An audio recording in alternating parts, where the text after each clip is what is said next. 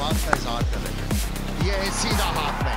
Pakistan super লিগের সম্প্রচার সত্ত্ব পেয়েছিল ভারতীয় ব্রডকাস্টিং প্ল্যাটফর্ম ফ্যানকোড ও সনি স্পোর্টস। 22 এপ্রিল কাশ্মীরের পহেলগাঁওতে সন্ত্রাসী হামলার পর ভারতে এই প্রতিযোগিতার সম্প্রচার বন্ধ করে দেওয়া হয়েছে। অফিসিয়াল ডিজিটাল পার্টনার ফ্যানকোড শুধু সম্প্রচারই বন্ধ করেনি, তাদের অ্যাপ ও ওয়েবসাইট থেকে লিগের পুরো পর্বই মুছে ফেলেছে।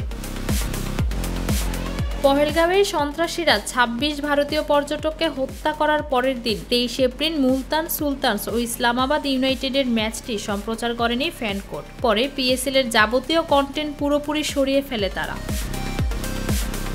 পিএসএল এর সম্প্রচার সত্ত্ব পাওয়া ভারতীয় টেলিভিশন সনি স্পোর্টসও একই পথ অনুসরণ করে। সকল নির্ধারিত অনুষ্ঠান ও সংশ্লিষ্ট স্টুডিও শো সম্প্রচার থেকে সরে আসে। এই সিদ্ধান্ত নেওয়ার ব্যাপারে আনুষ্ঠানিক ব্যাখ্যা এখনও দেয়নি ফ্যানকোড কিংবা সনি স্পোর্টস। এমনকি আবারও তারা সম্প্রচার করবে কিনা কিংবা কখন করবে তাও জানায়নি। সন্ত্রাসী হামলার ঘটনায় শোকে কাতর ভারত। এরই মধ্যে পাকিস্তানের সঙ্গে সব ধরনের সম্পর্কের অবসান ঘটাতে নানা পদক্ষেপ নিয়েছে। ফৌজিয়া আক্তার, নিরপেক্ষ নিউজ ডেস্ক।